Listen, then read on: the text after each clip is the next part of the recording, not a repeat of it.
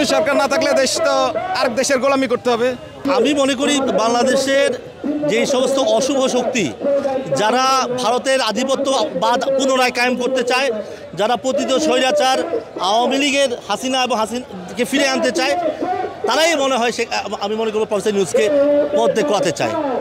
আমাদের ইউনূস সাহেবকে 5 বছর থাকা উচিত এই জন্য, কারণ দেশে যে কোনো একটা সরকার যদি থাকে, এখন আপনি বিএনপি বলেন, আওয়ামী লীগ বলেন, জামাত বলেন, জাতীয় পার্টি বলেন, তারা যে এই যে 20 কোটি লোকদেরকে চালাইছে, এই 20 কোটি লোকদেরকে চালানোর জন্য এই 10 জন 12 জন উপদেষ্টা 20-30 জন উপদেষ্টা দেওয়া সম্ভব না। তারা প্রধানমন্ত্রী থেকে আরম্ভ করে নিচের সিপাহী পর্যন্ত, একজন মুসি পর্যন্ত 1 কোটি লোকের দরকার। এই 1 কোটি লোক তখন সেই 20 কোটি লোককে চালাইছে। আচ্ছা, আর এখন যেহেতু ইউনূস সাহেবের কাছে সেই মানুষগুলো নাই, এখন তার দরকার হয়েছে রাষ্ট্রপতি থাকা। রাষ্ট্রপতি হইলে তখন সেই মানুষগুলো সে সেট আপ করতে পারবে।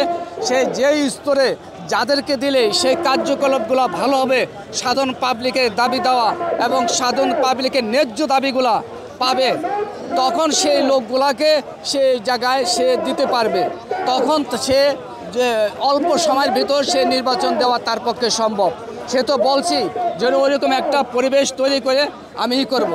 এখন যদি আমাকে এই জায়গায় দেওয়া হয় যে এই জায়গায় অনেক হট্টগোল আছে, যে তুমি এখানে নেতা, আমি একদিকে যাবো আর একদিকে আমাকে খেয়ে ফেলাবে, তাহলে সেই পরিবেশ সে চাচ্ছে না। সে চাচ্ছে ওইরকম একটা ব্যালেন্স করে তখনই করতে। এই জন্য তাকে সময় দেওয়া দরকার।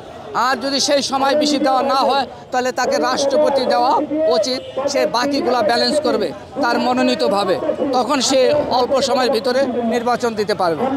কিন্তু আমার মনে হয় না যে যারা এই মুহূর্তে বাংলাদেশে আছে, যে সমস্ত রাজনৈতিক দল, কেউই হাসিনার পক্ষে কাজ করবে বা পতিত স্বৈরাচারের পক্ষে কাজ করবে।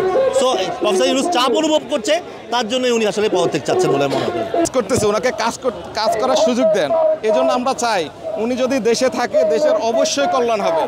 আর ওনার মতো বিশ্ব নেতা আমরা পাইয়া যদি আমরা হারাই যাই, তাহলে এর থেকে আমাদের দুর্ভাগ্যের আর কিছু থাকবে না।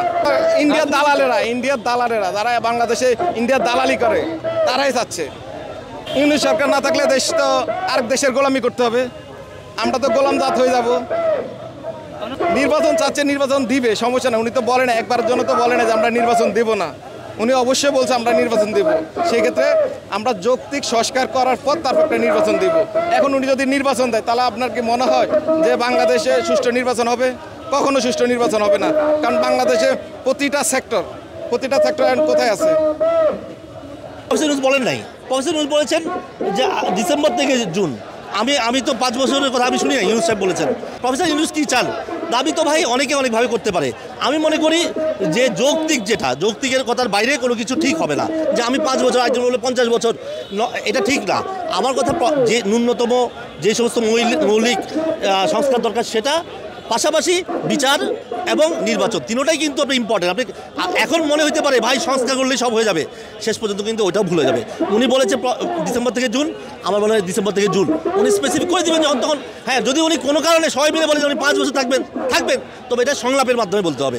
এটা একতরফা তো আসলে সম্ভব না, কারণ এখানে তো বিভিন্ন স্টেক হোল্ডার আছে। আপনি কাউকে বাদ দিয়ে এটা করতে পারবেন না।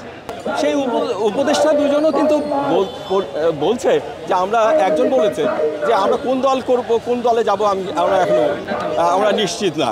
এখন আমরা সেইভাবে সিদ্ধান্ত নেইনি। এমন হতে পারে যে তিনি বিএনপিতেও যোগদান করতে পারেন।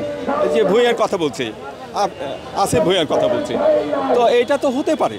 এখন একজন উপদেষ্টা তো পদত্যাগ করেছে, এটা তো পরিষ্কার, এবং তিনি পদত্যাগ করেই তার দল গঠন করেছেন। কাজে এইখানে তো কিংস পার্টি এনসিপিকে কেউ বলেছেন, কিন্তু আমি মানতে রাজি না, কোনোভাবেই না।